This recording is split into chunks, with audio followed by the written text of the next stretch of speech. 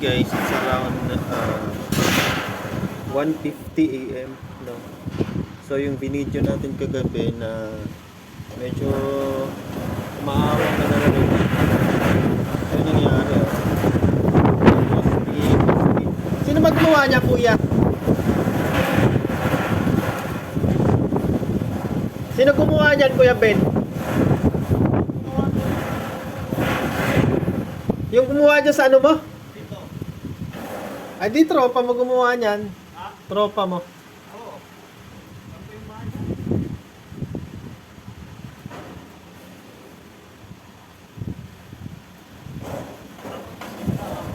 Kasi kagabi, hindi naman kalakasan ng hangin. Binidyo ko na yan. Nakakita mo na? Kagabi pa lang eh. Mga ano pa lang, mga alas 7 pa lang eh. Yan guys. Oh. Stainless kasi yan, di ba? Ano ba tawag sa ganyan? Aluminum? Ay, stainless guys. Hindi na malaman. Ang problem na yun. Medyo may si Christine. Huwag mong lalapitan niya kasi matalas yan. Hindi ko naman nahawakan. Yung tawag ko naman. Hindi parang dumikot ka din. Palit ko. Oo, kasi Kasi may pag lumay dyan, makakapag. nakaka-video ka ba? Okay. Kasi ipopost siya sa JC, baka may dumaan ka, makatapyas ang leeg. Ay, post mo na. Wala na nga ako sa GC eh.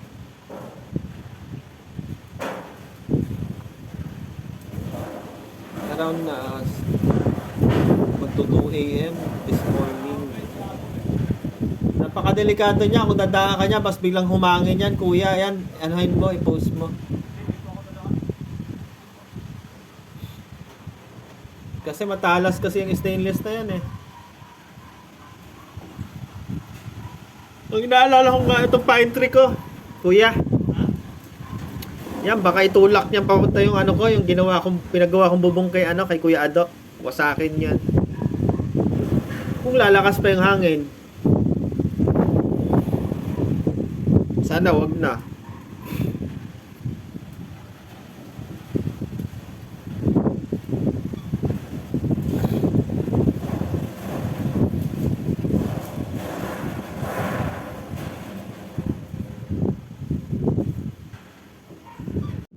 Yan, tali ni Kuya. Mag-iingat ka, Kuya. It's around 2 AM, guys. Ayan, natanggal yung alulod, no? Alulod ng bahay ng kapitbahay namin. So, Gonzales family yung owner ng bahay niya.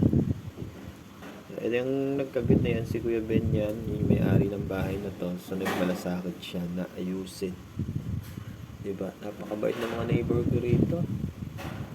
Mga pet lover din yung mga yan. Dog lover, cat lover. Si Ate Apple, dog lover. Itong natanggal.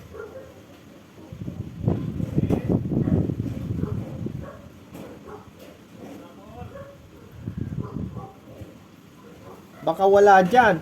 Patay ang ilaw eh, no?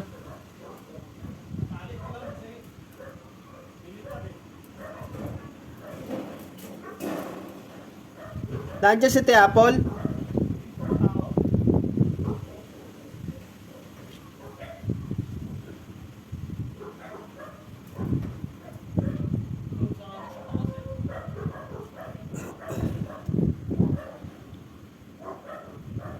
Pinost mo sa GC, kuya.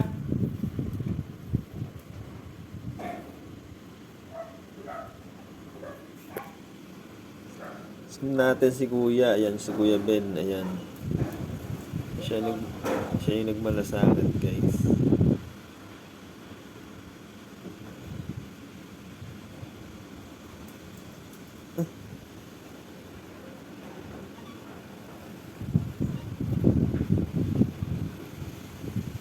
Ayun tinaliwan niya.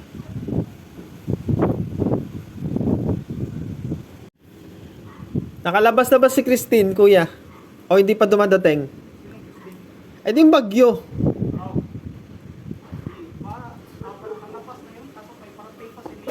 Sino? Leon? Oo, may parating. Mukhang nakakatakot yung Leon eh. Sila.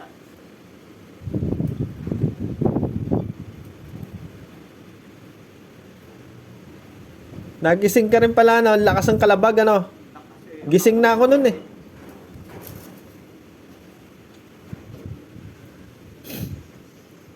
Yung sa'yo dati, nung yun ay ginagawa nung una mong kontraktor, ganyan na nangyari.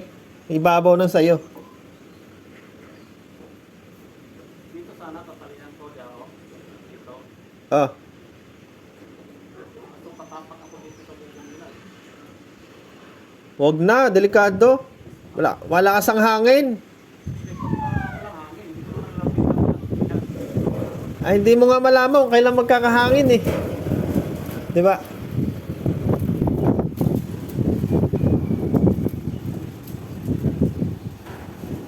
So, ito yung ano.